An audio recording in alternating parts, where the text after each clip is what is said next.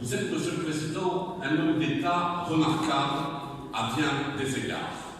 Vous avez occupé au cours de votre parcours politique toutes les fonctions qu'un homme politique puisse connaître ou même espérer.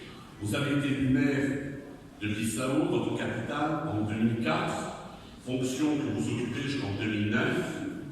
Puis, le président de la République de l'époque vous appelle aux fonctions de ministre des Finances jusqu'en 2012.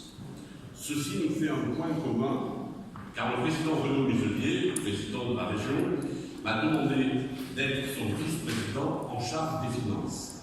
Et donc, si un jour je veux devenir peut-être président de cette institution, je vous demanderai conseil, puisque nous avons presque fait le même chemin. Alors, depuis 2014, vous êtes président de la Guinée-Bissau, vous avez revêtu la vie présidentielle, habit qui vous va à ravir.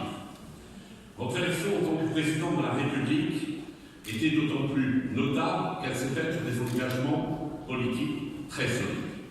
La robustesse de votre prise de position est un exemple de volonté politique pour tout individu qui souhaite exercer des fonctions publiques. Elles ont donné un nouveau souffle à votre pays en lui offrant une vision politique à long terme. Je le répète et j'insiste, c'est un véritable honneur pour moi de vous recevoir et de pouvoir rendre hommage à vos convictions qui sont assurément celles d'un homme de cœur, d'un grand homme.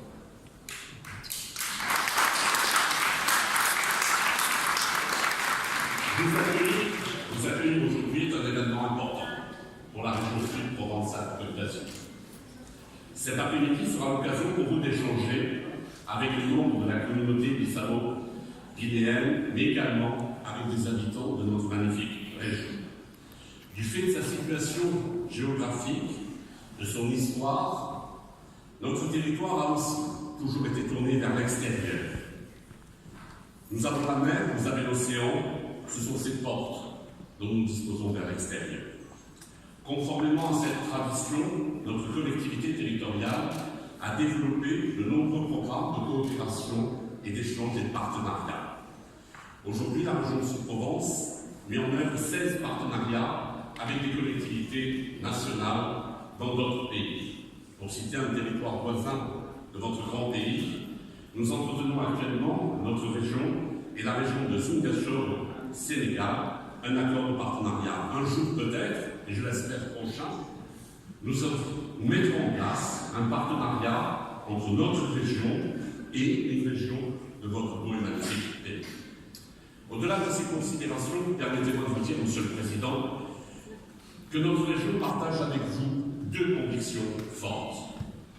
L'importance de l'agriculture et la lutte contre l'exclusion économique.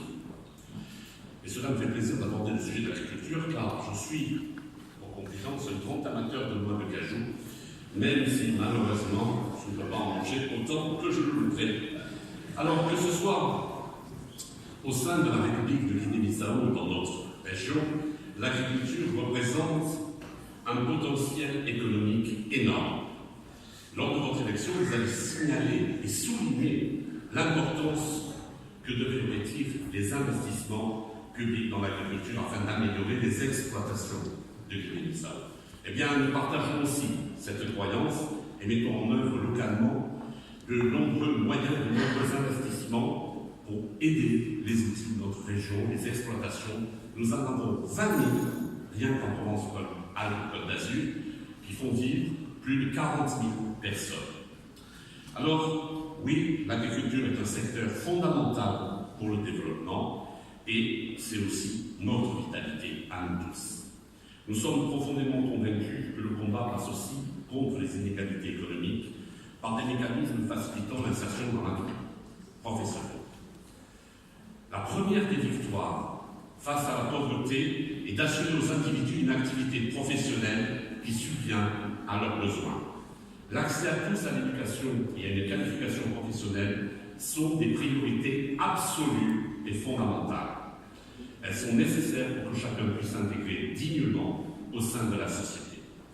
Cette volonté politique doit s'inspirer de symboles marquants, tels que le vôtre, tels que votre histoire familiale, votre Excellence, Monsieur le Président. Votre père, pour qui nous avons aujourd'hui une pensée toute particulière, a utilisé des économies qu'il avait su faire pour financer vos études au Portugal et pour miser sur votre talent et sur votre avenir. Je suis persuadé que ce choix avait une importance pour lui bien plus grande que n'importe quel investissement qu'il aurait pu faire.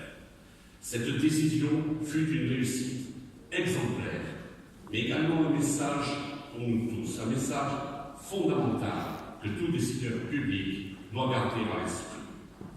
Votre père a su mettre toutes les chances du côté de son fils pour que celui-ci devienne le président de la République de Guinée-Bissau. C'est simplement merveilleux.